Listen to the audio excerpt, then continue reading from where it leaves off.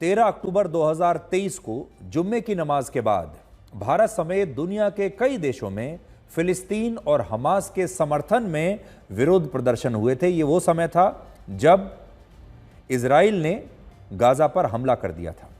उस समय केरल की इंडियन यूनियन मुस्लिम लीग के एक विधायक M.K. मुनीर ने कहा था कि जो लोग गाजा की आज़ादी के लिए संघर्ष कर रहे हैं उन्हें आतंकवादी कहना सही नहीं है और वो सच्चे स्वतंत्रता सेनानी हैं, आज़ादी के सिपाही हैं। हमारे देश में सिर्फ धर्म के नाम पर कुछ कट्टरपंथियों ने हमास को अपना हीरो बताया था और हमास के समर्थन में हमारे अपने देश में कई रैलियां और जुलूस निकाले गए थे देश के अलग अलग शहरों में। लेकिन अब दूसरी तस्वीर देखिए।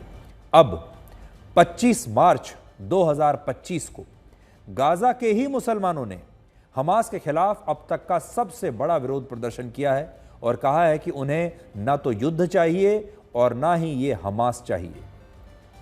आप अपनी आंखें मत मलिए, ये गाजा में जो मुसलमान सड़कों पर उतरे हुए हैं ये हमास के खिलाफ प्रदर्शन कर रहे हैं। गाजा के आम मुसलमानों का कहना है कि उनका असली दुश्मन इजराइल नहीं बल्कि हमास के वो आतंकवादी हैं जिनके कारण ये तमाम लोग पूरी तरह से आज बर्बाद हो गए हैं।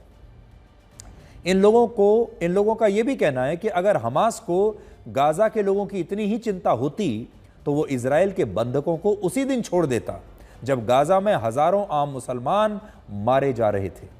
लेकिन हमास ने बंधकों को नहीं छोड़ा और यही कारण है कि अब गाजा के आम मुसलमान ये कहते हैं कि उन्हें ना तो युद्ध चाहिए और ना ही उन्हें हमास चाहिए। दुनिया भर में हमास के हमदर्द कम नहीं है, लेकिन कड़वा सच ये है कि गाजा के लोगों को सबसे ज़्यादा हमास के आतंकवादियों ने ही लूटा है और गाजा के इन मुसलमानों की नींद अब टूटी है अब जाकर इनको ये समझ में आया है कि इनके जो बुरे दिन शुरू हुए हैं असल में वो हमास की वजह से ही हुए हैं। आज गाजा का ये जो बुरा हाल है इसके पीछे हमास के आतंकवादी हैं। गाजा दुनिया के उन चुनिंदा इलाकों में से एक है जहां 95% से ज़्यादा आबादी के पास पीने के लिए साफ पानी तक नहीं है। साफ तो छोड़ दीजिए, पानी ही नहीं है। और वहां हर साल लगभग 15% मौत गंदा पानी पीने से होती है। इन लोगों की जान बचाने के लिए यूरोपीय यूनियन ने 900 करोड़ रुपए खर्च करके गाजा में 48 किलोमीटर लंबी एक वाटर पाइपलाइन बिछाई थी जिससे वहां के छोटे बच्चों को, महिलाओं को, बूढ़े लोगों को और बाकी के लोगों को भी साफ पानी पीने को मिले। और इस पाइपलाइन में पानी की जो आपूर्ति है वो इजराइल को करनी थी और इससे गाजा के 7 लाख लोगों को साफ पानी मिल जाता। लेकिन हमास के आतंकवादियों ने इस पाइपलाइन को नष्ट करके इनसे रॉकेट बना लिए। पाइपलाइन को काट दिया और उस पाइप को काट के उससे रॉकेट बना लिए और इसके कारण आज भी गाजा के लोग गंदा पानी पीने से मर रहे हैं। हमास ने पानी के अलावा गाजा के हिस्से का खाना और दूसरी जो अंतर्राष्ट्रीय मदद आती हैं उन्हें भी चुरा लिया। संयुक्त राष्ट्र की अलग अलग संस्थाओं और कई अंतर्राष्ट्रीय संगठनों ने गाजा के लोगों की मदद करने के लिए 50,000 से ज़्यादा ट्रकों में खाने पीने का सामान भेजा, फर्स्ट एड किट्स भेजे, दवाइयाँ भेजी, रोज़मर्रा की ज़रूरत का सामान भेजा।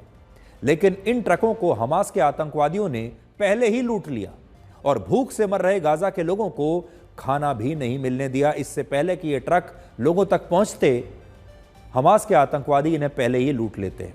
इसके अलावा आज हमास दुनिया का सबसे अमीर आतंकवादी संगठन बन गया है जिसके पास 2 लाख करोड़ रुपए की संपत्ति और पैसा है।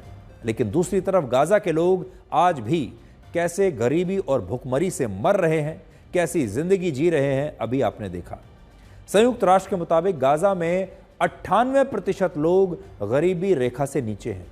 64% लोग ऐसे हैं जिन्हें यह भी नहीं पता कि उन्हें दिन में एक वक्त का खाना भी मिलेगा या नहीं। 80% लोग बेरोजगार हैं। 70% लोग ऐसे हैं जिनके घर इस युद्ध में पूरी तरह से नष्ट हो चुके हैं और ये लोग सड़कों पर आ गए हैं, बेघर हैं। सोचिए, आज गाजा के इन मुसलमानों को इंसाफ दिलाने के लिए दुनिया भर में हमास के खिलाफ आवाज उठनी चाहिए थी। दुनिया भर के लोगों को इन मुसलमानों के बचाव के लिए आना चाहिए था, हमास की आलोचना करनी चाहिए थी, हमास के खिलाफ आवाज उठानी चाहिए थी। लेकिन आज हमास को लेकर पूरी दुनिया में ऐसी गैस लाइटिंग की गई है कि एक बहुत बड़ा वर्ग गाजा के आम मुसलमानों और हमास को एक ही मानता है।